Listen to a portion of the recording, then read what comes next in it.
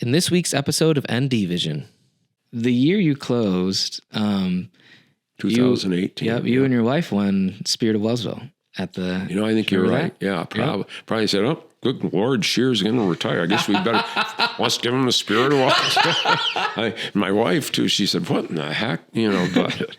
And then he said, "Well, do you want to try singing?" And then I said, "Good God, no, man." I said, "My wife told me you never try to sing in the shower because it's awful." But I remember opening the first cartons of Osaga footwear and the smell of the different smell that came out, like the nylon, rubber, and plastic, PVC, like what the soles are made out of, was a totally lightweight, like waffle weight, just lightweight soles. I couldn't wait to put a pair on and try to run in them. Hello and welcome to this episode of NDVision. I'm in the audio studio in Genesee Valley Media Studios today because I'm doing some painting in the main video studio. But it's fitting because I have a local celebrity with me, Rich Shear, affectionately known as Rich Jagger to some people, who is the lead singer in Steel Door, owner of Hamilton's, and Ridgewalk coordinator. Absolutely. It's been a full life so far. This far done. I turned 75 this year. No way. Yeah, in July, which is kind of a hallmark. A friend of mine who turned 75 just prior to that said, "Well, Shear, we're entering the fourth quarter of the game, and it's probably going to be the last quarter unless we're called into overtime." So it does give you a different perspective when you have a hallmark birthday like that, and you say, "Wow, you really have had full life," because I still feel like I'm young, for some reason, and you just keep on going. Yeah, and I think that's been the key with the things that I've happened to have been blessed to have done, and keep wanting to inspire people, and just. Well, you do inspire a lot of people, but I do want to go back though. Okay. Because I would love for you to tell me. I love having guests just kind of tell me about their story, and feel free to start from the beginning, wherever you think it's pertinent to start from your childhood. I remember you telling me a story once that and I'm going to let you go into it more, but this just picks up in my mind, is when you were working at Hamilton's as a teenager, you would sneak down to the river during lunchtime, right, to swim. Oh, yeah.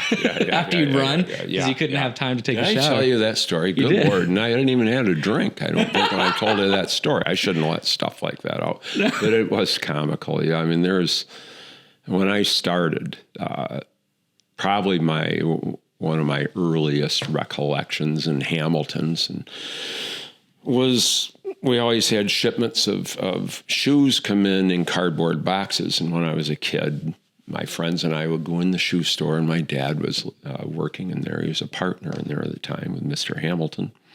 And we'd take the cut-up boxes, and we'd make little sleds out of them and bounce down the steps to the cellar. And usually one of the employees would say, "Hey, you guys are making enough noise, now get out of here."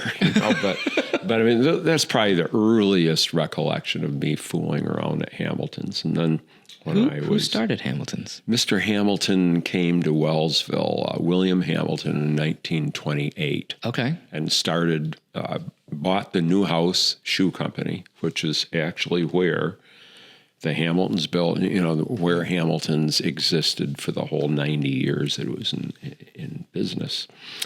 And paid rent on it, signed a lease. And my father had started working in there in 1927 as a high school student. Okay. And so when Mr. Hamilton bought it in 28, he recognized that my dad really had a lot of ability, knew a lot of people in town. He was only a junior in high school at the time. But he took him in and said, "Dick, I'd really like to train you to how to run this store and hopefully be my partner at some point in time." So lo and behold, in 1933, he took my dad in as a partner, as a junior partner.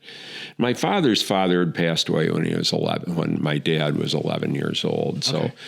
it was kind of a blessing that Mr. Hamilton came into his life, because my dad was trying to help support his mother, who did baking for Scoville Brown's, which was a wholesale grocer or a wholesale company here in Wellsville, and also had one of the nice grocery stores. So she would bake bread for Scoville and Brown's, get up at 4 o'clock in the morning, and my dad would say, I remember her whistling in the kitchen, and I would come out, open my door to the smell of fresh baked bread. Really? And the Scoville truck would come along, and they'd load it up with bread, and she'd be paid, of course, and did I don't know how many days a week, but my dad said what I loved about my mother is she never wore that work on her face to us kids. She was always cheerful in the morning, and something that I've always aspired to have tried to been, but I don't think I've ever seen you sad or mad. anyhow, Rich, so. she was a great inspiration for my dad, as well as Mr. Hamilton. As I said, Hamilton took my dad in. My dad did have to take a hiatus in World War II. He served, I think, from like 1943 till the end of the war. Did he get drafted? Or? Actually, he was going to be drafted. He was 33 at Okay. the time when he finally went in, and he had been thinking, at some point in time I could be drafted, but he was on the older side, and he also had twin daughters. So he kind of got out of it for a few years, and then in 43 he was they needed more servicemen for the war effort. So my dad enlisted in the Navy for a couple of years. So he just volunteered to serve. Essentially did, yeah. But anyhow, then, as I said, I graduated from high school in 1966. So your dad had you after he got back from... Oh, yeah. I mean, had me in 1948. Okay, Correct, and he had, but you have two younger or older sisters. I didn't know that. In 43, yeah, and one of them sadly passed away this last March. Oh, man. She was one of twins, and the other twin is still living in Long Island, and very, very active and strong-willed, active, and seems like a strong-willed family. Oh my gosh, yes, and that's where the stories of having to find your place as a Shear family member. You really had to put, in many, many other families, I'm sure the same way. You had to put your defenses up and learn where your part. How you could survive the rest of the family. They all loved you, but we all had our strong egos, strong wills, you might say, goals. It's super interesting because I just thought that I thought that your dad owned it, started it, and then you took over. I didn't realize that there was an actual Mr. Hamilton. Oh, yes. That was more of a fatherly figure to your dad, seemingly. And Mr. Hamilton said, I'm going to teach you how to do books and how to take care of money, because he didn't have a dad that knew how to do that. And Mr. Hamilton tried, he certainly passed, my dad passed those strict rules of making sure that you don't borrow money in your business at that time. Don't try to own the whole world at once, just like you said you have done, is reinvested the money that you've made back into the business and make sure that you're solvent at all times. Very, very good lessons on just how to handle money. Yeah, I mean, if Genesee Valley Media ever shuts down, all this equipment is mine. Right. It's not the bank's. And it was the same way with Hamilton's with our inventory. We never owed. I mean, we owed for a month or whatever the terms were on the invoices, but you'd never borrowed against what you had invested in the business. We just didn't believe that as a family. And it all came from from Mr. Hamilton. Wow. Now, was he still working when you started working? No. When did you start? He passed away in 1961, but Okay. I clearly remember him. He was a generous man. I was only, 13 when he died, something like that. But I started working in I'm going to guess probably 1965 as like a junior in high school. I'd go in there and work with inventory, just cut up shoe boxes, price shoes, grunt work. Grunt work. You nailed it, and certainly janitorial work. Yeah. They certainly weren't afraid to lay that on the young junior in high school. So I started from the ground up and, learned, and my dad wanted to make sure that I learned it from the ground up. I remember when, after I was in college, and I'm going to say I was probably working in college. I'm just trying to think back, probably 1968, 69, somewhere in there. I would sit at my dad's desk in the back room, and there were mirrors that showed who was coming in the front door. Mm-hmm. There was a mirror up in the corner of the ceiling where I could look and see who was coming, if there was a person coming in, you thought you heard a noise, you wanted to make sure you were up to wait on them. Well, I was very good at looking in the mirror and looking at somebody that was coming in, and I wasn't the fastest to jump up and wait on them. And my dad noticed that, and he said, "Look at mister, if you don't want to get up and wait on people, you might as well walk right out of here right now and find another job, because you're not going to be a good retailer unless you want to wait on people and serve people and treat them like they're coming into your home."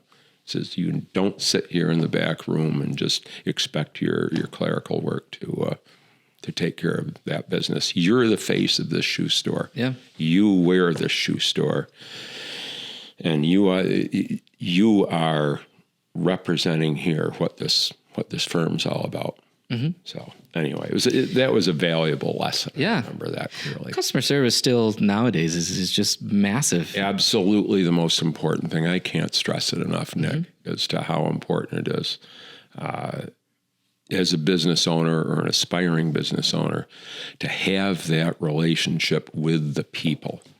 And especially in our digital age where we're so very easy to sit and look at the computer, look at figures. I mean, back then we looked at books, your ledger books. But today it's very easy to get sucked in with a laptop in the back room and just separate yourself from how the business really runs. And that's your relationship in a small business with your customers. What do you think was, during your time, what do you think was Hamilton's heyday? And then when did it start to kind of decline? Okay, well, realistically, Hamilton's heyday was probably from 1945 to, I'm going to say 1957. Okay. Now, the reason I'll say that is post-war, as we all kind of know, is through our education and knowledge, is that the post-war years were very lucrative for the United States in rebuilding, servicemen and women coming back to work. I read a thing about automobiles that in 1945, there were like 38,000 automobiles produced, and by 1948, there was something like 1.2 million or something. Yeah. It was astronomical how quickly this country, the gross national product just shot up. Mm-hmm. And so Wellsville was the same way. Wellsville did very well right after the war. And the Sinclair refinery was huge. Yeah. Huge employer at that time. Well, in 1950, I'm not sure, it wasn't in 57 that they decided to pull out and go to Houston, Texas, but it was just prior to that. And by 1957, if I'm not mistaken, they had started to pull up roots and move their production to Houston. And was this after the fire? Or that was after the fire, okay. Correct. Yeah. I can't remember when the fire was for sure. It was, there were two fires. There was one way back, and then there was one in the 50s too.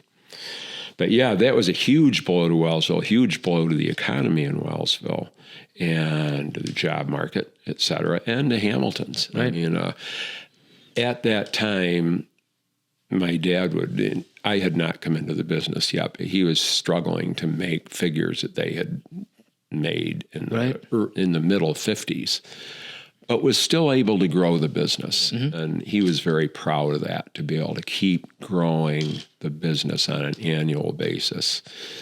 And his last few years and my earlier years, we saw where you could not make the same number of pairage sales. I'm not going to say the same money. You were still making good money, but your pairage sales were down. And what is pairage? Pairage meaning the number of pairs that you would sell per month. Okay. Yep. The number of shoes, your unit sales, whatever you might want to call it. But they never did recover to back in those in the late 50s and early 60s. Okay. And you can feel free to take a drink whenever you need to. I'm fine, yeah. I think I might just pause here and move your mic Certainly. up just slightly. So then you don't have to lean back as far. That's fine. There you go. That's fine. Did you notice a change, and it might have been before you started, where, kind of the penny loafers and the dress shoes went more towards the Vans and Converse and sneaker wise? Oh, big time. That's a very good question. I certainly remember clearly when how that unfolded. When I was first in the business, and I'm going to say again, 1967, when I really started working in college in there, 67, 68, sneakers were simply canvas shoes with a rubber bottom. And women's... The Converse. And they were actually, PF Flyers that we had. Converse was another line that Ludden's shoe store had. There were 3 other shoe stores in Wellsville at the time. But they were simply canvas shoes with a rubber bottom, and they usually had a red stripe around them for the men's. And the women's were just very simple, either navy or white, and men had either black or white. Okay. And they had like a little rubber stamp on they were either ankle height or low cut. Yeah. That was your choice. Four patterns for men. You had white and black high top, white and maybe navy low top. That was it. That's all you had. Then in probably, I'm going to say 1972. Nike? 73. Well, Nike started came out, I think about 74. They started getting viable. But in about 73, the running shoes, the running boom started to hit. And by 75, it was really hitting. And where you needed to have nylon footwear, nylon, you thought nylon sneakers, that's weird. Mesh, what's this mesh thing coming out of the Far East?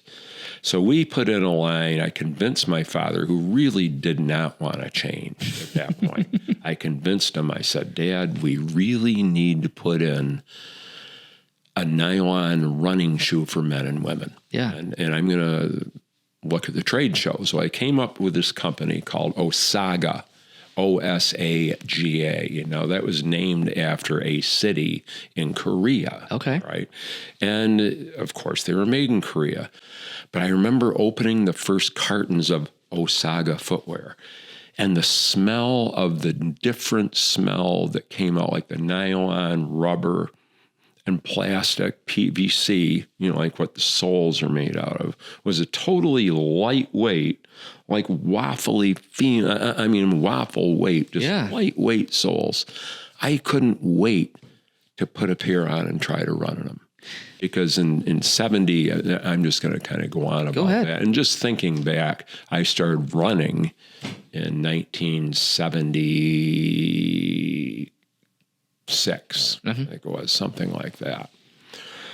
And I had run, I remember the Wellsville Arterial was being built at the time when I decided that I had to start running. And I would go out after a Thursday night work, after dark, I remember, put on my heavy Converse-y looking sneaks because it's just before we got the new line in the Osaka line. Put them on, and I would run down the dirt of what is now the arterial, and the bulldozers were parked on the side, of course, dormant because it was nighttime. And I'd be out there running on what was the arterial is today. Now, where's the arterial at? The arterial is the 4-lane. Oh, the 4-lane. Yeah, okay. It goes behind the library. Yeah. That was just being built. Oh. And so anyway, I would go out there and back and around the horn. And as I recall, I think Secretariat had won the 73 Belmont, and the Triple Crown. And you visioned yourself like Secretariat with these long strides and sucking up turf and the dust flying behind. So you have this imagery in your mind. And it was a 2-mile loop back to the house. And that's what kind of got me going with running.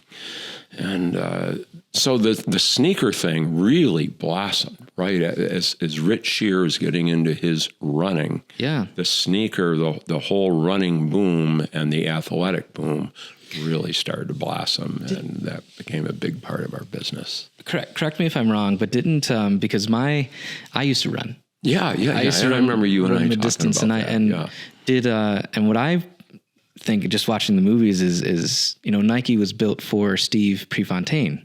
Correct. Right? Did he kind of start that? Or Bill Bowerman, I think, was the gentleman. If I'm not mistaken, I think it was Bill Bowerman was the for the one that instigated the waffle sole. Yeah. And he was a coach for Oregon. Yeah. Where Prefontaine was going to school. And he and another person worked on this sole. We have to make a grippier sole. So they used a waffle iron. And it is a true story that they did do that and created the first Nike sole. Well, Nike was the really leading edge. They were the line that we really wanted to put in, not Osaga. Yeah.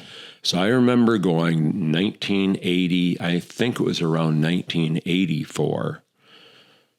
I convinced my father that I wanted to go to the trade show in New York and talk to Nike. Yeah. And I made an appointment. They squeezed me in to be able to see the rep for Nike for the East Coast, whatever. And I remember how nervous I was. I really wanted to put this line into Wellsville. And I told him about Hamilton's, and I told him we were a small town in Western New York. There's no competition around us. Yeah. Would we be able to I know it's very hard to get Nike product. And I said, but we really would count on having a hallmark line like Nike in Wellsville. And I always remember he says, he says, let's do it. He said, no problem. And I was ecstatic to be able to come out of New York City with a Nike order under in my briefcase. I was just excited, so excited. The Hamilton's was the only place aside from catalogs, I'd imagine, that people could order. Locally, to order, like to come in and actually physically. But as I said, there were 3 other shoe stores at that point in Wellsville. Really? There was Triangle Shoe Store, Smith's Shoe Store, and Ludden Shoe Store. All had storefronts on North Main Street in Wellsville. Huh. And but we were competing with the other shoe stores, mainly Ludden. Smith's was kind of on the way out. They were sold, I think, in the early 80s, if I'm not mistaken. And Triangle was a chain. They weren't our particular big competition, but Ludden's was, and they were fine business people, and we always had a good relationship. But Nike or Hamilton's had Nike, Ludden's didn't, and Ludden's became Lester's later, and then anyhow. So no, those were big years for Wells. For Hamilton's to be able to put Nike in, and then Bass footwear, and you mentioned loafers. Yep. Putting Bass Weegens in. My dad, of course, fought me on that. And then putting credit cards in. That was in the mid '80s. Also, I said, I remember taking my folks out to lunch and saying, look at guys, we've got to put a credit card system in the shoe store. I said, absolutely not. We're going to just have charges and cash. That's all we need. And if they don't have the cash, if they have an account, they can put it on their charge account and pay it the next month. I said, look, we're going to lose a huge share of business if we don't have credit cards, I'm telling you. So anyway, long story short, I talked him into putting it down. And can you imagine a business today without credit cards? Tell Mike Raptis. And Pat and Cheryl Carlin, the diner in Texas. You're right. You're 100% no, right. Just imagine though, how much more they would. Business, I know. They have their own reasons, and look at how magnificently it's worked for both of those businesses. Right. And so do they need to change? Rich Shear certainly isn't qualified to tell them to. But what business today, I mean a retail business, clothing, footwear, you obviously have to. You can't. Anything over $20, I use a card. Yeah. For sure. I mean, I use my phone now to just scan it in. But anyhow, those were formative years for me. They were older years for Hamilton's. Hamilton started in 1928, and we liquidated in 2018, so it was 90 years old when I decided to liquidate the store. I had turned 70, Hamilton's was 90, and I thought it was a good time. And thank the good Lord, because that was 2018. By 2020, the pandemic came, didn't it, I think? So we would have had a very difficult time keeping employees employed. We couldn't have done what we did and then continued on after COVID like that. So. What do you think, because you've spent your whole life in this area, when do you think in your time, when do you think Wellsville's biggest boom was? I'm going to go back to that same time period, that post-war time period. Post-war? Well, actually, Sinclair. Thinking back prior to that, I mean, when you think of Richburg, New York, was a huge oil boom town in the late 1800s. It's one of the richest towns in the county, the state. And so Wellsville, with the timber industry that Oak Duke's family was part of founding, many of the other families here in Wellsville, their roots were from that old hemlock and white pine timber business. Those were big, big years for Wellsville, too. I mean, there was a lot of money made in that tan bark industry. So, I should not say the 50s were the glory, the 50s, early 60s are the glory years for Wellsville. That's not necessary. It depends on what you call glory years.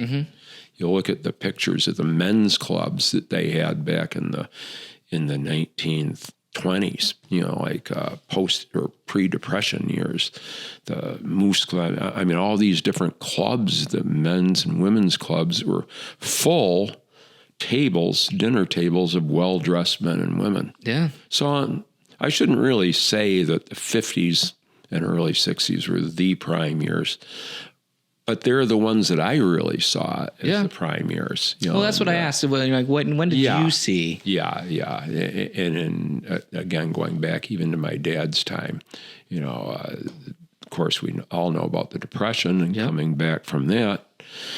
It was lucrative, but then World War II came, and so it was definitely those post-war years from, I'd say, 1946 to 1957 were prime time.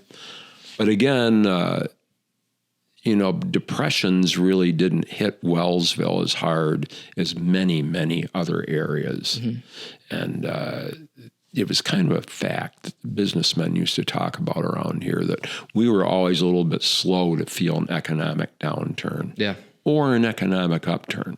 I mean, like if things are doing better in the urban areas, it took a while for that to trickle down to Wellsville. Even when I was in high school, the styles that were popular in the cities took like 3 years to get here. And if they went to the city, then they're like, oh my God, why isn't anybody dressed like we are? And believe me, in the retail business like I was in,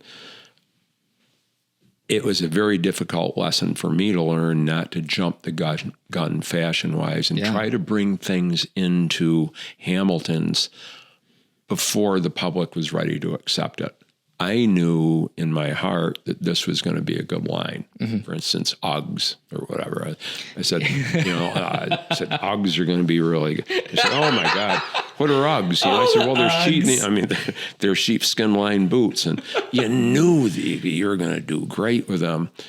I remember bringing them in first into Wells, and they just didn't pop like they did the second and third year we had them in. Mm-hmm. By the second, third, fourth year, it was like unbelievable. Couldn't keep them on the shelves. Oh, my God. And I mean, there are other lines like Fry Boots. That name doesn't ring a bell to you, maybe, but FRYE Boots. I remember in 1973 putting them into the store, convincing my dad again, who was bullheaded like I was, that we've got to have Fry Boots. They're $60 a pair. This is how in the world do you think you're going to sell those? Said they're going to sell. Brought them in, and they started to sell. And then they really started to sell, where we were selling these black and white boxes of Fry Boots. And my dad was putting string around them, 2 or 3 pair to a family. Yeah. And he said, Rich, you were 100% right. He said, he was ecstatic. But, I mean, you never know. You never know. But you could bring a line in that Wellsville was not ready for, and you may never, you might have discontinued the line before they even really became hot in Wellsville. You know what I mean? The hot shoe right now is Hey Dudes. Hey Dudes. And I love them. Hey Dude. They're so light. I have a couple pairs I'll show you. Yeah. And that would be something I would be excited about bringing in. Yeah. When it first came out. They're just the same thing. They're just canvas shoes. Well, and you can feel the energy when you go to these trade shows of the enthusiasm of who's in the booth buying the shoes. You would go to you'd hear something about a line, you'd go look at the line, and if you saw that many people buzzing around the booth, or the area that you're going to look at all this product, if you saw that area buzz, then you've got you'd better pay attention. And that was fun. That was a fun part of retailing. I've been to quite a few trade shows. I've been to tourism expos, a ton of camera ones. And I think it would be amazing to go to a retail one, because you don't see that. I mean, you don't see that. You have like the 4 major brands. Yeah.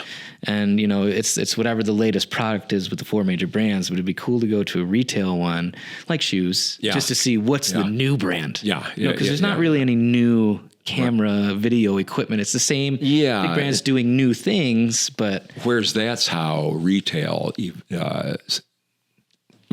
continues. How it survives, I should say, is by new product, is Crocs. by bringing in, Crocs. They're still... I remember bringing Crocs into Wellsville. I said, this line's going to sell. Yeah. And I said to my people, my employees, and they said, God, those are weird looking. So we bought them, put them in, couldn't give the friggin' things away. You could not give them away. I said, people, this is what's going to be coming in. And we had a horrible first summer with them, horrible. So I said, fine, we're done with them. I'll get rid of them. I'll sell them at cost to some of the retailer, which I wound up doing. Wow. Just sold them at cost, got rid of them. Then I went to New England with my family, and in Martha's Vineyard, there's a display of Crocs. This guy's selling them. I said, how are you doing with your Crocs? He says, I can't keep them in stock. Yeah. He says, they're flying. And I said, well, they aren't 300 miles west. They're not flying, man.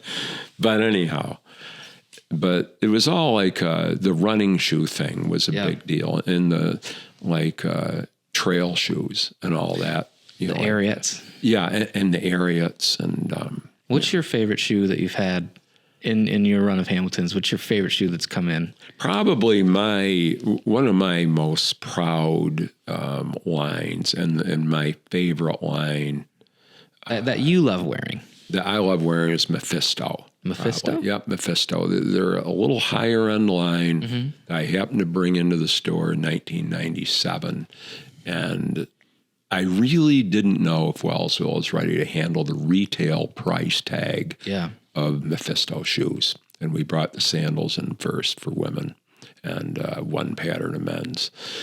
But I had learned about the product. I had found out the quality of the product at the trade shows, had trade magazines, had read about them, had talked to other retailers about them. And they said, boy, you're in a small town, it's chancy. I don't know. It's up to you. I brought them in and totally believed in the line. And if you believe in the line and the product is that good, you can sell it. Yeah. And we did very well with Mephisto through my last 20 years in the business.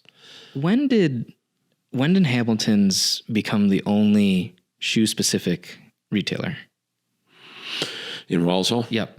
Oh, God, it was probably Lester's was our main competition, the last surviving shoe store there in Hamilton's, and they folded up in 1997, if I'm not mistaken. Same year that Cannon's folded up, Okay. I think.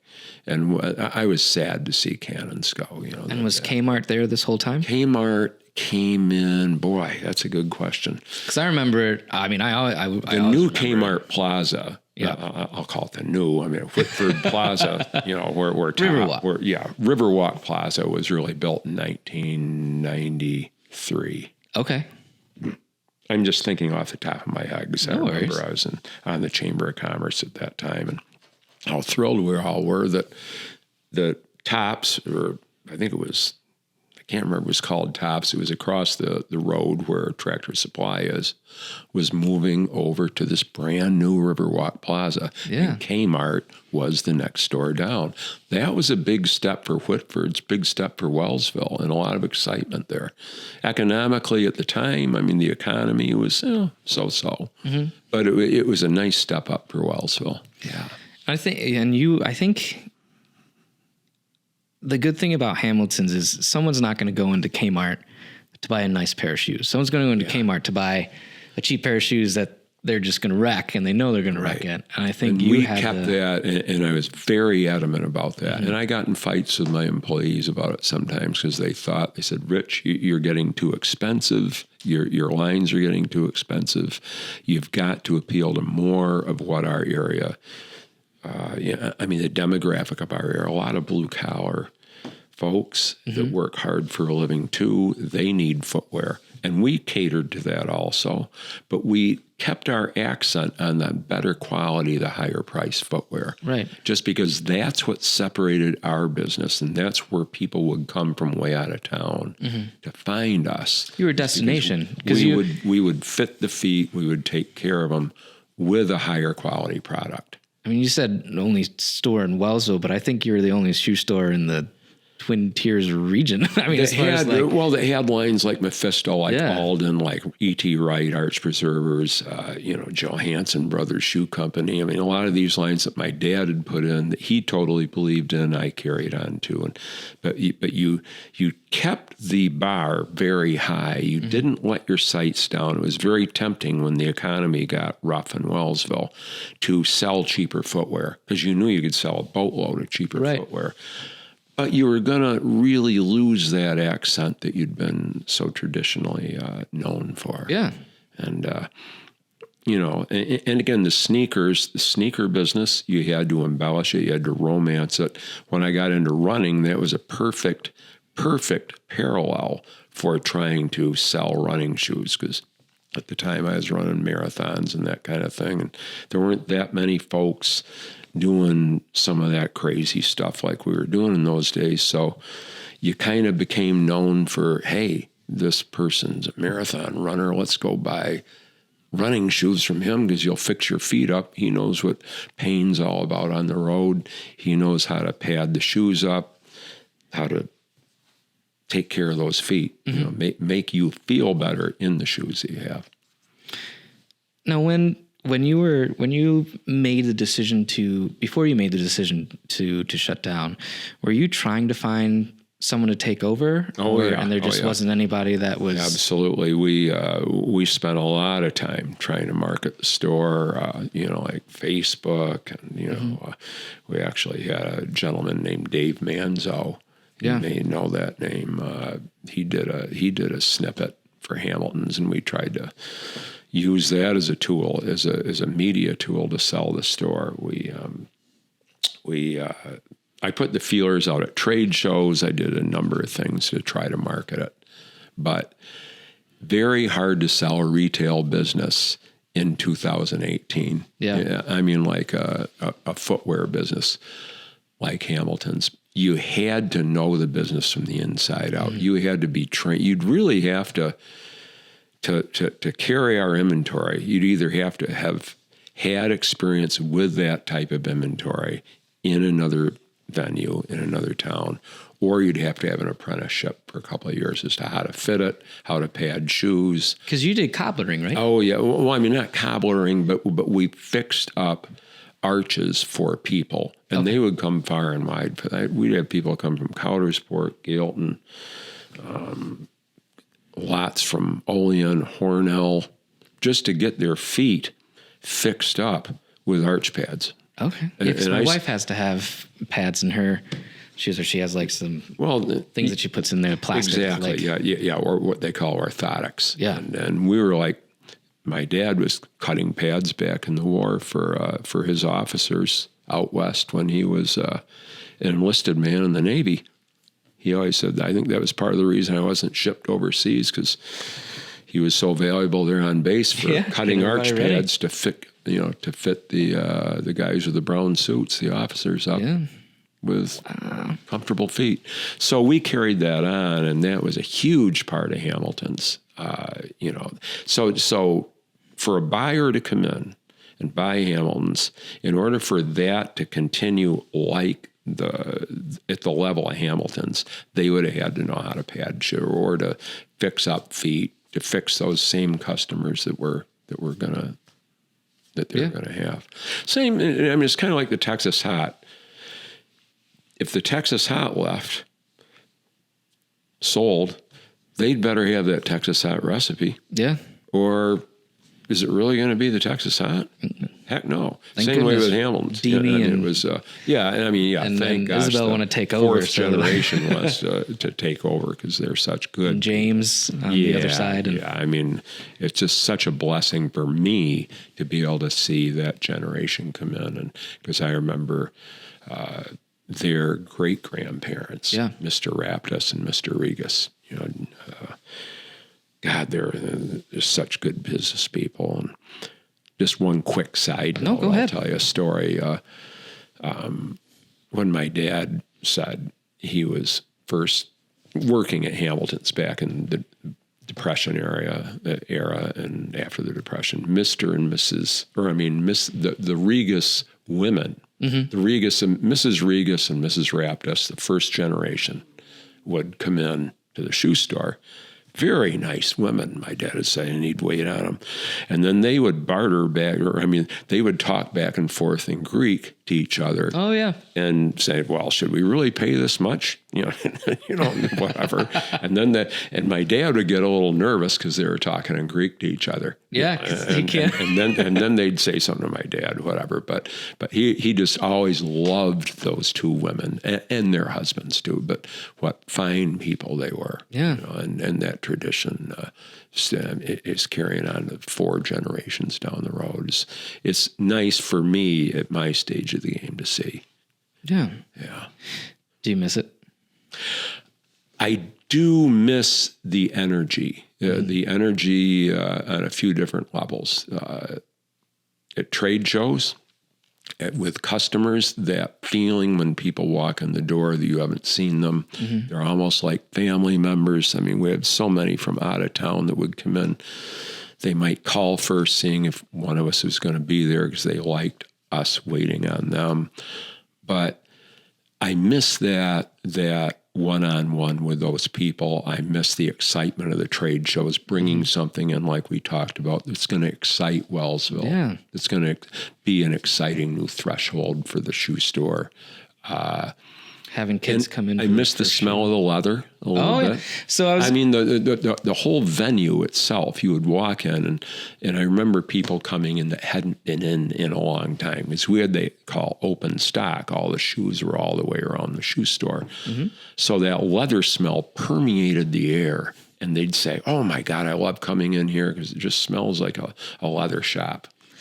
Is that? I mean, I was going to ask you when you were talking about when you opened, the first pair of running shoes that you got and the smell of it. Yeah, I was like, that's like a totally a different. A librarian opening a new book. Just smelling that. That's part of the soul of what I'll call the soul of SOUL, not SOLE, is part of the soul of the business. It's just the goodness that comes out of it being yours, is that that vintage love of the people that you have touched through the years, and that reciprocal feeling that they feel that you have impacted their lives. Mm-hmm. You've helped them physically. I'm sure doctors, a surgeon feels the same way when they commend them and say, God, if it wasn't for you, Doc, I wouldn't be walking around. Well, we used to get that all say, if it wasn't for your pads, I wouldn't be able to work 10 hours a day at preheater. Right. Standing on concrete. Mm-hmm. So, those, it was awfully nice to have those compliments. And I miss those compliments but every time I get downtown, somebody always says, boy, I wish you were still open. I get that all the time. And so it's kind of a nice, it's a good glimmer for you. Well, the year you closed, 2018. You and your wife won Spirit of Wellsville at the. I think you're right. Yeah, probably said, "Oh, good Lord, Shear's going to retire. I guess we better let's give him the Spirit of Wellsville." My wife too. She said, "What in the heck?" But yeah, but you're correct. Yeah, and I'm just kidding. We loved it. we're very appreciative. We just can't believe that we were number one that age to be retiring. And number two would really be that well thought of to get the Spirit of Wellsville. I just didn't really think that, we'd done that much or I'd done that much. So you've done a crap ton. I can't tell you how just since I stopped and talked to you when you were putting up that sign like, hey, you want to be on my podcast? Yeah, I've been telling everybody. And I was like, that's so cool. That's so cool. You got to send me the link because people love you. For some reason, it's just been a great reception of warm people here, wanting to still talk to me on the street, whenever I come to town and talk about you still doing those long distance things. I say, no, I can't even walk that far, let alone run. But yeah, and the whole music thing, it was a lot of fun, those days. Let's move into that. How did you, because I talked to actually Rick Whitwood. We went to the shop, and I usually stop and get a drink every morning, and he was in there. And I told him about it. He's like, oh, great guy. That's what to do. He said that you started in music later in life. Way later, yeah. What spurred that? Oh, God, it was... I'd always played the harmonica ever since I was in college, just listening to 45s, and, you'd try to find a song that was being played that would match the key of your harmonica. So if you found a song, you'd learn that song until you had it right. So, and then after my mom died in 2005, the next year, I think it was 2006, Dwight Allen came in the store and said, I'd like you to play harmonica in the minstrel show. He says, I'm in charge of the pit down there, the band that's going to be in the pit, the bass of the minstrel, where the live music was played. And so I agreed and played in that spring. It was a lot of fun. Joined in, and he said, I'm having kind of want to get a band kind of going, but we're just doing an open mic thing down at Better Days. Yeah. And he says, why don't you come on down to Better Days and blow some harp? And then he said, well, do you want to try singing? And I said, good God, no, man. I said, my wife told me you never try to sing in the shower because it's awful. So, yeah, somehow I of course, I'd always loved the Stones, and I said, well, let's try a Stones tune if I'm going to try it. And at the time, we were practicing in the old Key Bank building where Joe Holla, where Brand Names is. And he said, well, let's try a Stones tune. So, I ripped off something, and I actually had the energy to want to really belt the thing out. Yeah. First time I'd ever really belted anything out other than in the car, probably, when you're all alone or something. I sound like a dying cat. Oh, God. Well, anyway, the thing came out, and he said, it wasn't that bad. Well, let's run back through it. And we did it a few times, and we decided to throw that out onto the crowd, and they loved it. And so we developed from there on out and really had I fed on that stuff like a little piranha. I loved doing that. Do you like your nickname? I think it's so crazy that it was just because I really have enjoyed the Stones, and I always really wanted to just have a line drawn in the sand where Rich Shear is no longer just a retailer. He was not just this guy on Main Street that said hi to you. He has this emotion he wants to belt out, and he just wants to cut it loose and let her rip. It's kind of like letting a horse out of a gate in a racetrack. Yeah. They just took off, and that's what I wanted to do, and it worked. It was probably a little embarrassing at times. I mean, because it was a little off the wall, but God, it was fun. And I like to just quickly, I'll just say that, as I mentioned, my mom died in 2005, and she was the only one when I was growing up that would listen when I'd put on a record player, 33s at the time or 45s, the Beatles or the Animals or the Rolling Stones or whoever's in those early 60s who was popular, she was the only one in the family that would come back and listen. I'd say, listen to this song to my dad. He'd say, God, that's awful. He says, it's awful. And he says, they all look like a bunch of girls anyway. And my sisters had no time for it. They were 5 years older. And so anyway, she was the only one that would come back and actually sit and listen to the lyrics. I'd say, listen to the melody in this, or the tune and the acoustics. And she'd get into it. When she died in 2005, it was the next year that Dwight Allen came in the shoe store to ask me about the minstrel show.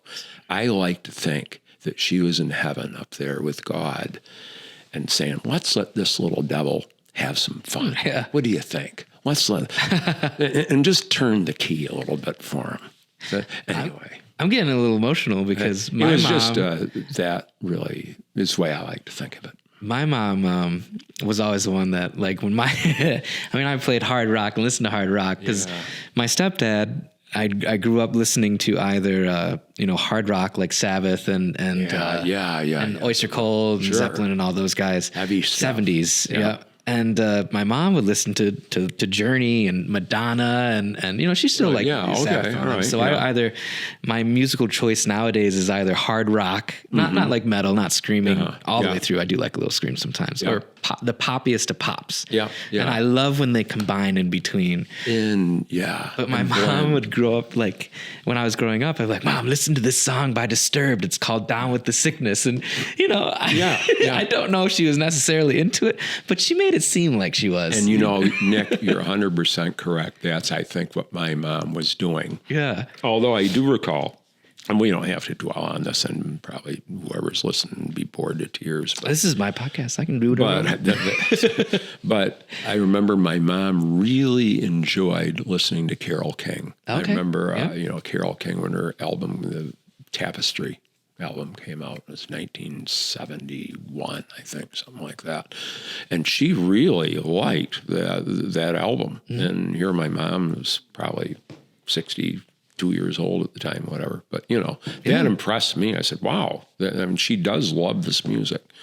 And, her dad was a pianist, and both her mom and dad were involved with music very strongly. So when I started playing guitar, because I got diagnosed with ADHD, and my mom didn't want to put me on medication. Yeah, right. So her and Greg, my stepdad, bought me a guitar, a First Act from Kmart with the tiny little square amp. Yeah, all right. And man, they had to deal with just hearing all that. Listening to that. I was growing up. Listening to that. Oh my God, what a story. Yeah. So we had kind of some parallel.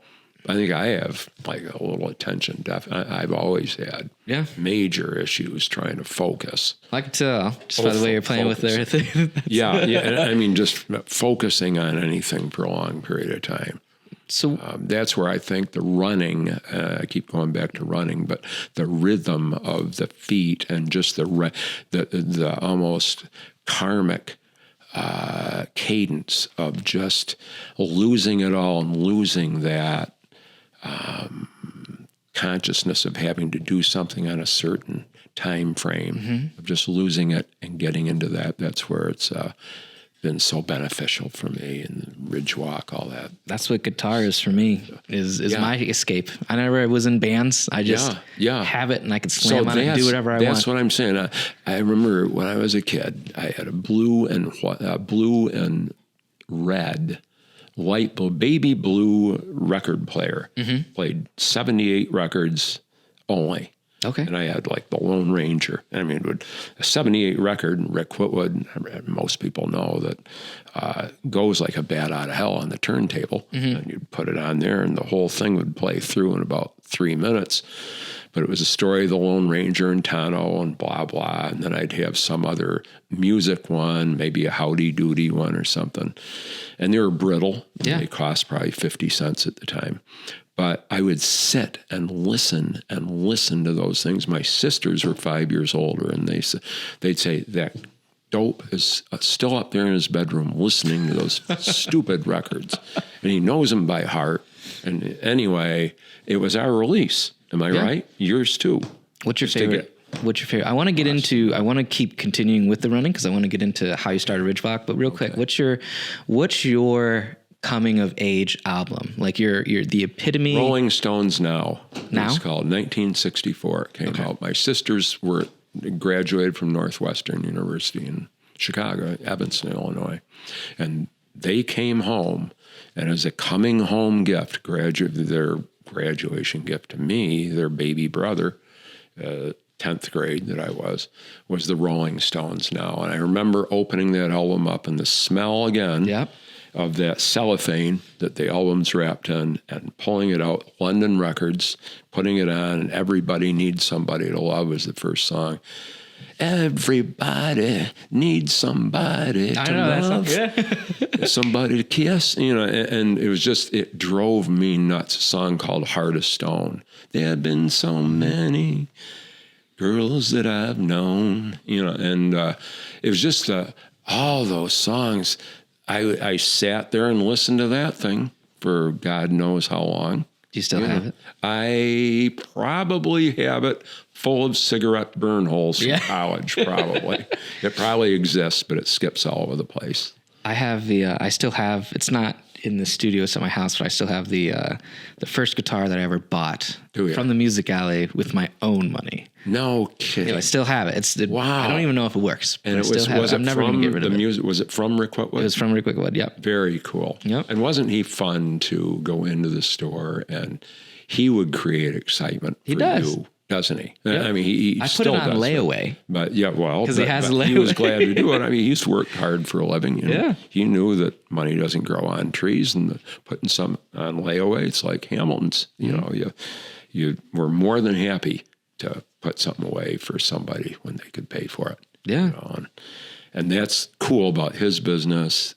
And, again, like we were talking about, the small businesses. They're actually, they're coming back. So I think that's what I understand. Before we get into Ridgewalk, I think that the biggest thing that my generation is trying to push away from, and they don't realize that we are more like the boomer generation. So, I mean, that's just what it's called. Yeah. We're more like your generation than we realize, because millennials are weird. I mean, Generation X worked for the most part, for your generation. Right. Mm-hmm. They didn't really go out and start their own businesses or start their own entrepreneurial, endeavors. Right. Millennials, I mean, so many of my friends, just from SIO, have their own businesses, whether it's Lounsbury has septic, there's driveways, there's Casey and Rob are doing Sherman's painting. They just painted the pink house, I have Genesee Valley Media. There's so many people from my generation starting businesses, and I think we're going to get generation, and I don't know yet, but I think we're going to get the Gen Zs working for us. For you, yeah. And very good point, Nick. And because, the Gen X, like you said, they had worked for people. Yep. But then the next generation, you might say, says, we want to be able to, let's start our own thing. Yeah. Let's just not work for someone. And not everybody that says that they want to do that can do it. Mm-hmm. But the ones that are blessed enough to have a unique idea and a unique idea for that particular area, and they have the genius enough to know that it's going to work, and they invest in it and watch that blossom.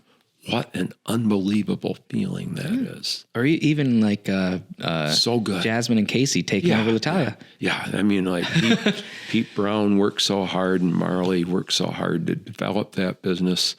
And they kindled in Casey and Jasmine that same energy. And I'm sure Casey and Jasmine feel that way, that Pete and Marley had that level of energy that they aspired to, and they already had it within them, and they've just carried that on. They picked up that. It's like picking up a fumble on the field that one of your teammates drops, and you pick it up and head right into the end zone with it. That's what they're doing with that business. Yeah, I think they have come a long. Pete and Marley have to be proud of what they've done. I hope so. I love it. That's our favorite. My wife and I had our first date before a dance at L'Italia, so it's really special. Did you really? So I'm glad it's still L'Italia. So and I'm sure that my kids are going to be going to take their dates. Gosh, it's such a cool place. 15, and I was 16. So Nicole was 15, and I was at L'Italia upstairs. I remember the exact table. Yep. Isn't that nice? Isn't that a great memory? And I think that Wellsville is having, and it's been, the past couple of years, I think that Wellsville is just having another renaissance where I think they are too. There's more shops that are taken than are empty. Yeah. And there's a lot of other communities in Western New York, and you know them as well as I do, that can't say that. Right. It's very, and we have our spots that aren't that aren't rented, that are vacant, but we don't have the number of them that a lot of these towns do. I could name them. You could name them. I'm not going to name them. You could spend it. I truly think that if someone was coming in from out of town, whether it be they're dropping their kid off at Alfred for the first time, or they have to go to the hospital for something, you could literally spend most of the day just walking down Main Street and going into the shops. Sure you could. Yeah, sure you could. And a lot of the shops, like you said, are not necessarily shops that were there 25 years ago. Yeah. There are the anchor stores that are in the anchor restaurants, anchor bars. Look at Better Days has been around a long time now too. So just this past year, we have the shop at Maine, which opened up, clothing, and now she has coffee and smoothies. Yeah. Such a good idea. A couple clothing stores that have come in. Yeah. The booksellers. That's the newest one, I think. I heard about, I've heard about that. Yeah. Where she's selling wine and used books. Yeah. It's a great, but then again, a great concept, a great thought. And who else? What a great inspiration. That she's been inspired to do that.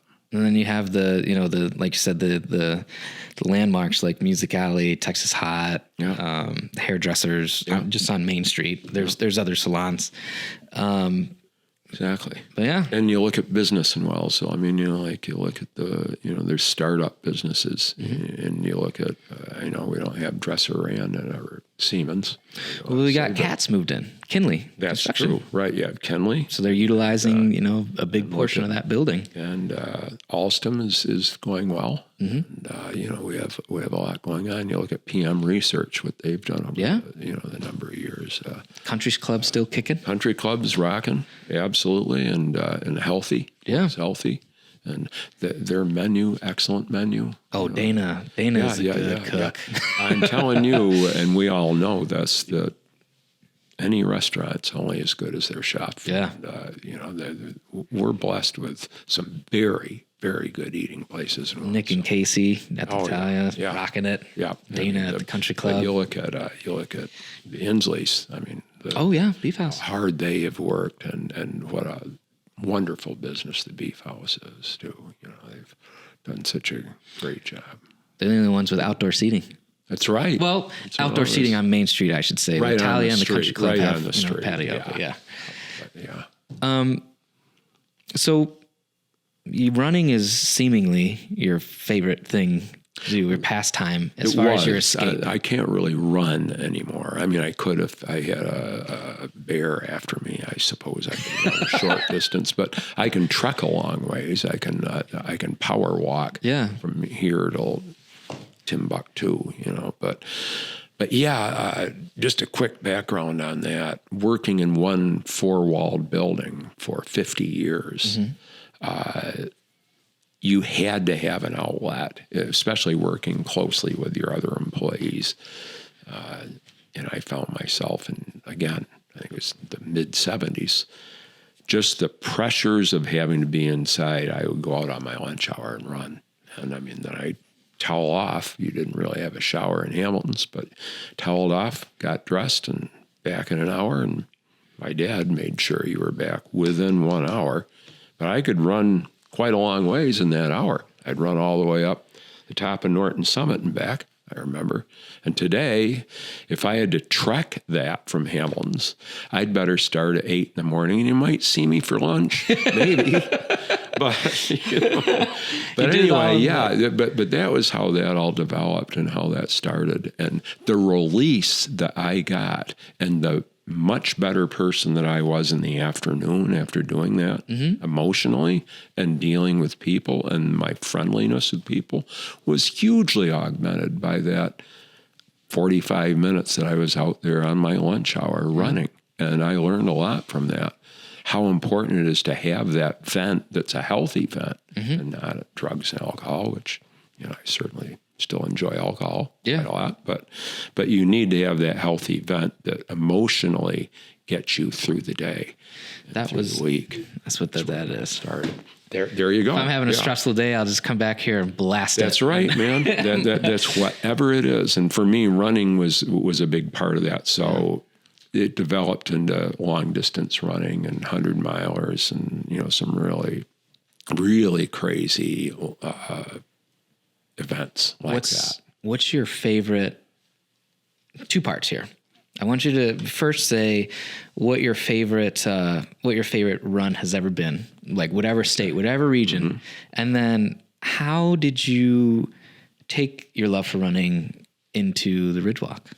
Okay, well, I can kind of quickly go into that.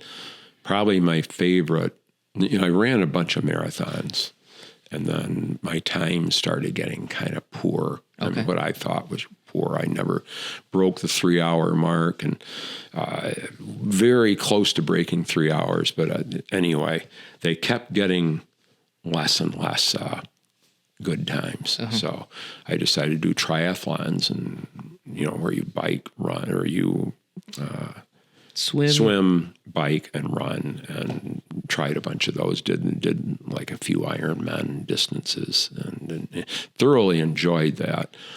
But there were an awful lot of egos in triathlons, I found. And whoever had the best bike equipment usually did the best in the bike, or seemed to do. And I found I needed to have another event. So the marathons were kind of getting dusted. I said, but I just need more time to maybe beat some of these people. Yeah. So we got into I thought, let's try a 50-mile run. And it was in Virginia. I remember how nervous I was about that. Went and did really well. It was in the spring. So it wasn't too hot. No, it was very nice. It was around this Gunpowder State Park, it was called. I know Gunpowder State Park. Do you really? It was at Timonium, Maryland. Maryland. That's where I'm from. Okay, wow, yeah. So my family grew up in Timonium. Well, there were a lot of there was a windstorm right before the 50-miler, and there were a lot of treetops down in the trail. So I had to crawl up over the top of these friggin' treetops. Then I got lost. I wound up talking, imagine that, with another runner and taking a side trail, and took us 10 minutes to get back on track. But anyway, still did well in it, came in the top third or something. Everybody else got lost too. Friggin' ball. Yeah, probably, but maybe it would have been better if anyway.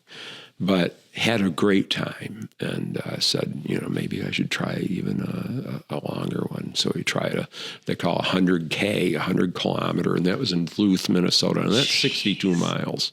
And I thought, man, that's a long way. So, is this in one day? Yeah. So 62 miler, and flew out to Duluth, and rented a car, went to the hotel, again, nervous, and it was just an out and back up along Lake Superior, but cloudy, foggy, rainy.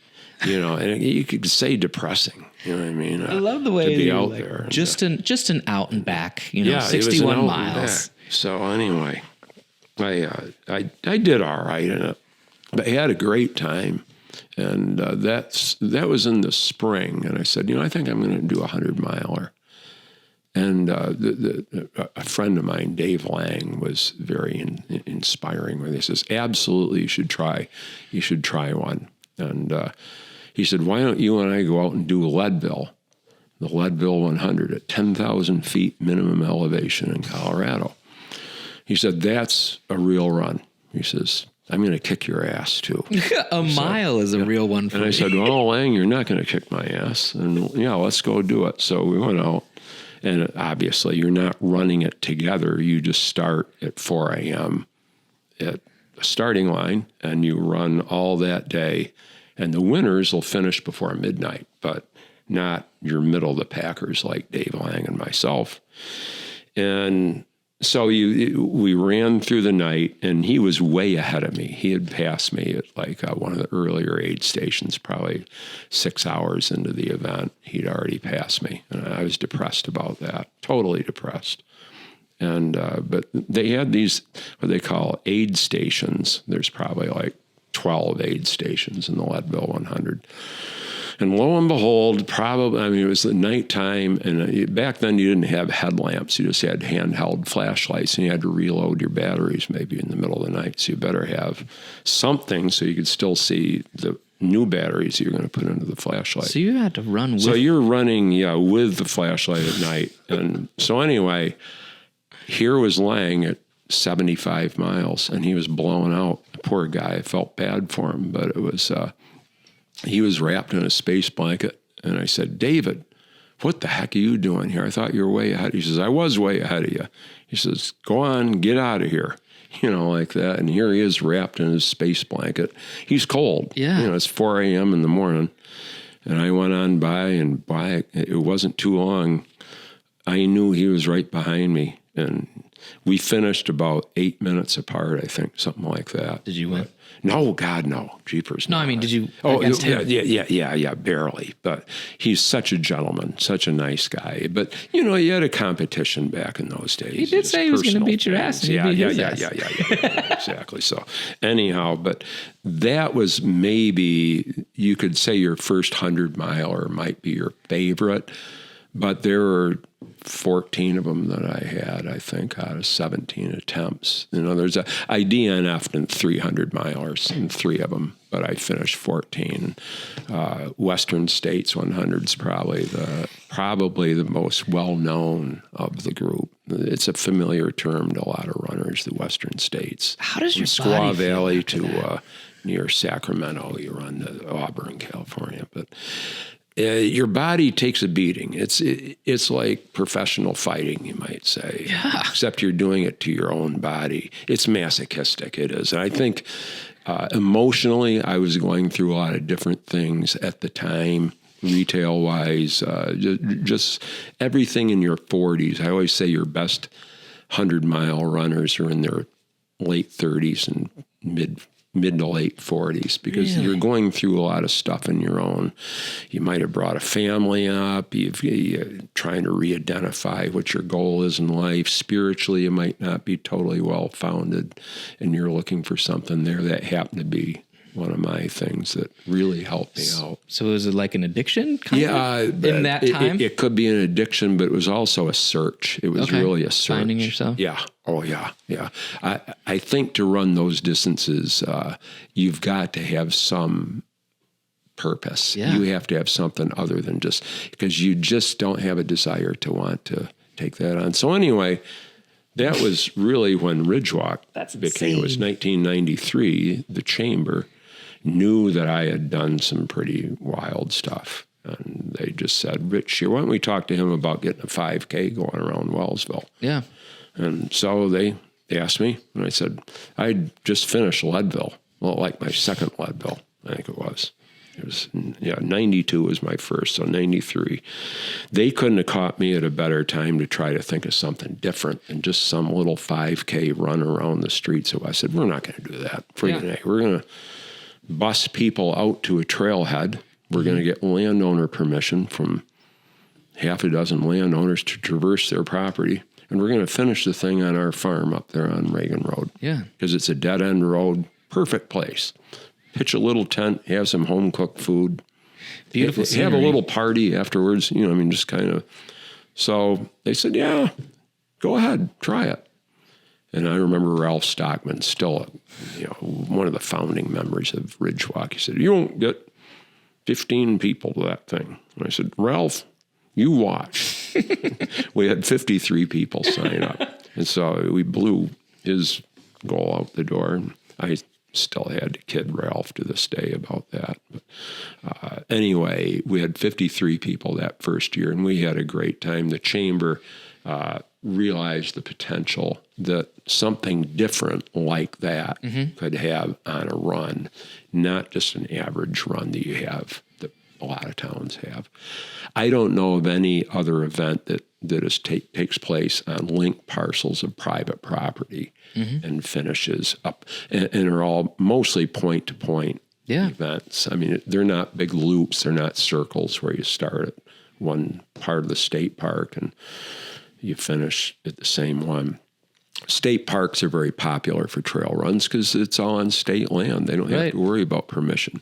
This is the most labor-intensive fundraiser that you could possibly imagine Ridgewalk is. It takes a lot of committees, a lot of work on a lot of different angles. And he's 90, you said it's 93? 93. So this is our 31st event. It's 30 years old. 30 years, yeah. Wow. 30 years, yeah.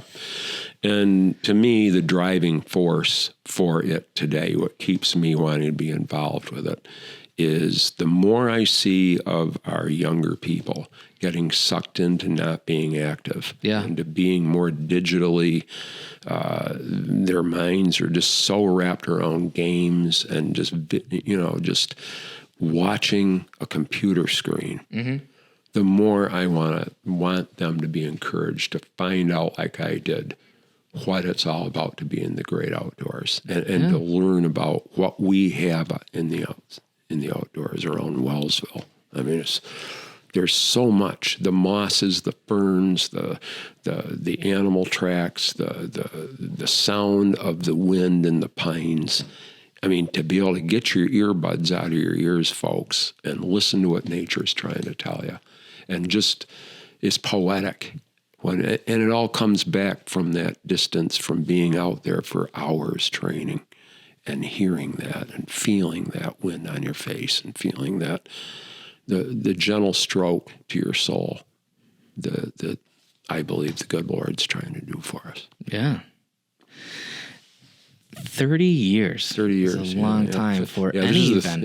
It's 30 years old this year. Especially a small town, Yeah, and it's flourishing. I mean, we've got close to 500 entrants now. We're hoping to land around 700, by the time we get done, something like that. But really, for so many different levels, families to be able to take their kids and have them walk with them. Because they don't have to run. Leaves. No. They can just walk. The biggest thing is the walks. And that's the real inspiration for me today is watching the walkers.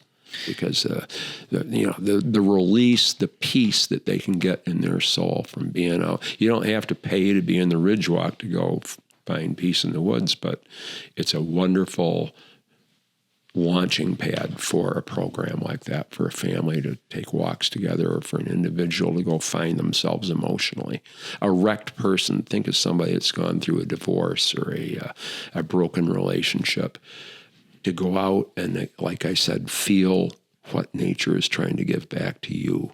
Yeah. And what some higher purpose is saying to you, that everything's going to be okay. Like, that everything's going to be all right for you in the end. That's, it's moving, and it keeps me motivated. And do you still go out and mark all the trails and everything? Yeah. I'm beat already. Oh, you've already been doing it. Clearing trails, and I mean, a crew of us guys have been out and clearing trails and picking up sticks and chainsawing. And, you're looking at like 30 some miles of trails Yeah. by the time you get done. And it's a lot of picking up sticks and cutting through brush. And, we have a big session scheduled for Friday. So Did I think I have. Did I tell you that I ran the 14 mile? no, I don't. I didn't recall that you did that. Yeah. Did you do that? I did back God bless it. I was 13 years old. 13 years old. And I'm that pretty was sure 14 miles at that point. It was called the 14 miler, I think. 2001. 2001. Yeah, I think I was. I mean, I don't know. Wow, you were 13 years old and you did that event. Yeah, me and my buddy Dave. What was your experience? How did you feel about that? So that was when I was in track, and I was a mid-distance runner. Yeah. So I'd run the 800 in the mile. Okay. And my buddy Dave Finnemore is like, yeah. Hey, my brother, because I don't know if Eric you recognize Finnemore, Finnemore. Eric Finnemore won the all the early Ridgewalk years. So he always won the distance. So that's his younger brother was Dave, and he's like, hey, my brother does this race. We should do it. I'm like, no, it's 14 miles, man. I'm not going to do that. He's like, it'll be fine. We can just do it together. I'm like, all right. Well, we get bussed out to Stony Lonesome. Yeah. Stony Lonesome. Get off the bus. Everybody runs out to the trees to pee before it. Yeah, still do. Male or female. Landowners raise hell about it.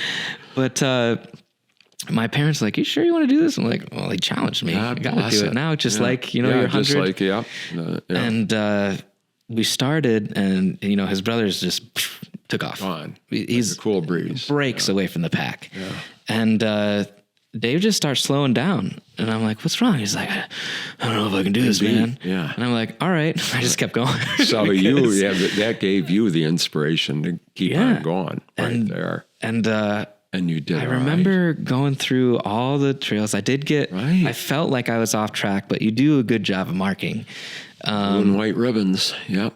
And when you're 13 years old, you're pretty much a bottomless pit of energy. So I could keep going. Yeah. So you kept going. And I remember coming out around a bend, and I don't remember where it was, but it was in an open field, and my parents were there because it was one of the spots where people could gather. Yeah, it could have been the Ready Road Aid Station. Possibly. Yeah. Okay. And they're like, you're like, there's only been like 20 people ahead of you. I'm like, what? And they're like, really? Yeah. Because I remember passing people, that we walk in, they're like, they do the hi. Yeah. And I keep going. And they told me, they're like, this guy said that there's no way that you're going to come out. They said that we'd be waiting for an hour. And as soon as they said that, here you come. There you were. And so you did pretty darn well. And I remember. Did you keep that up till the finish? Yeah, I remember going towards the finish line. And for some reason, I thought it'd be a good idea as soon as I got on the straightaway there to sprint. Yeah. So I just. Well, it's a slight downhill, so it's a good time to do it. Everything I had. And I remember crossing and tumbling. And my body just shut down.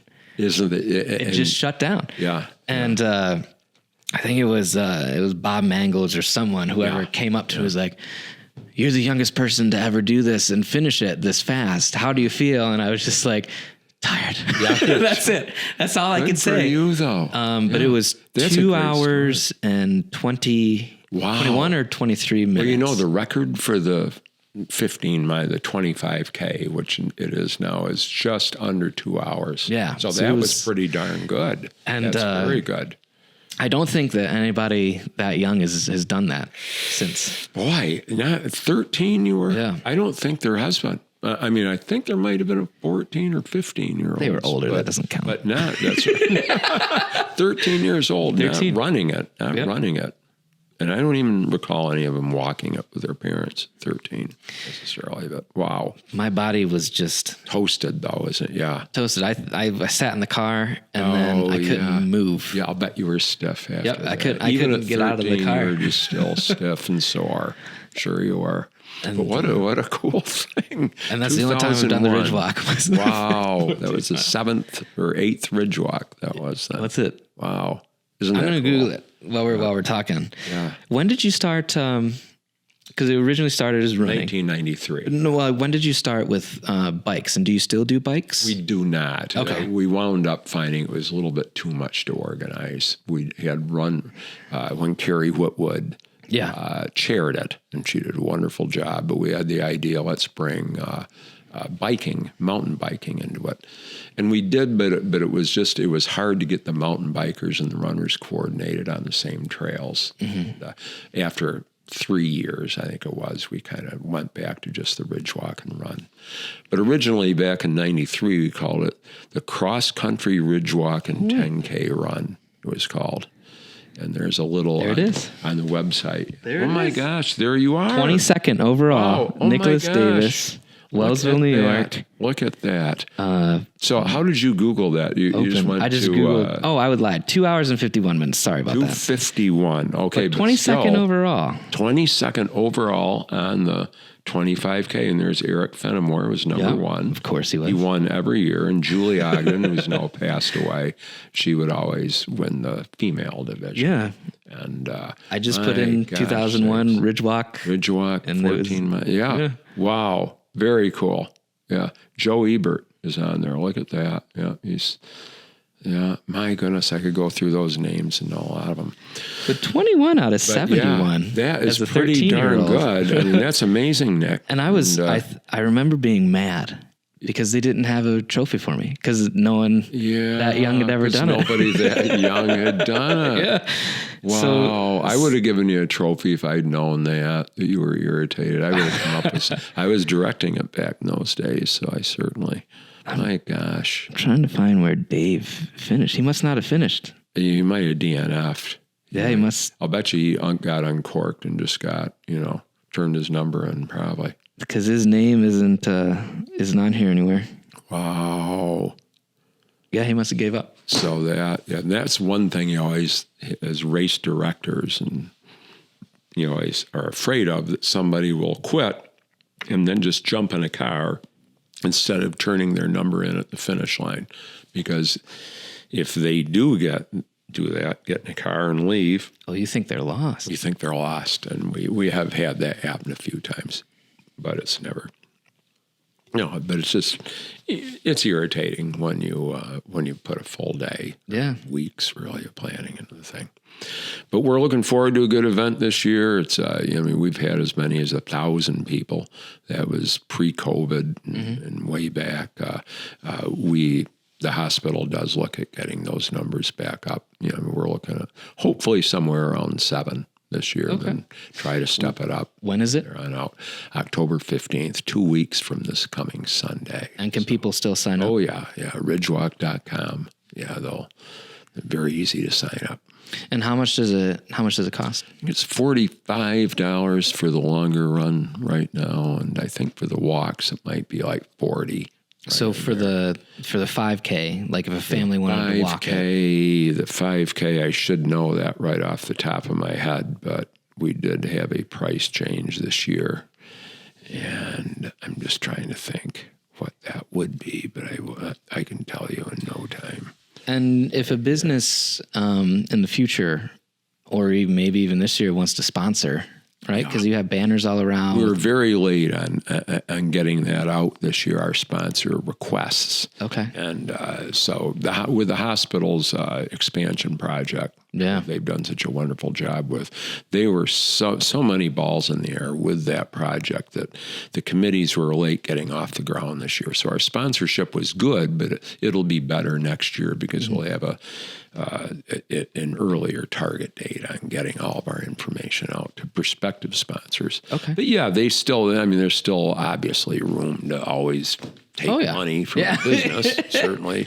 Yeah, and it's on the website. They can do that, but it's... and volunteers, right? But volunteers. We really do need some additional volunteers. So if you did have time, either on the 14th of October, which is a Saturday, or the 15th, which is the event day, please just get a hold of the Jones Memorial, because the chamber doesn't do it anymore. Jones does. Correct. Yeah, Jones, and all the proceeds, all the net proceeds from the Ridgewalk and Run go right back into their wellness projects and their wellness programs, and like the WAG Trail, the bridges on the WAG Trail, the route underneath the 417 out by Riverwalk Plaza, all that was done with all the Ridgewalk money is used for it, and that helps to offset the costs of doing that. But, So it goes back into the $45 for the community. yes, everything. It all does. The 5K trail run, $35 now.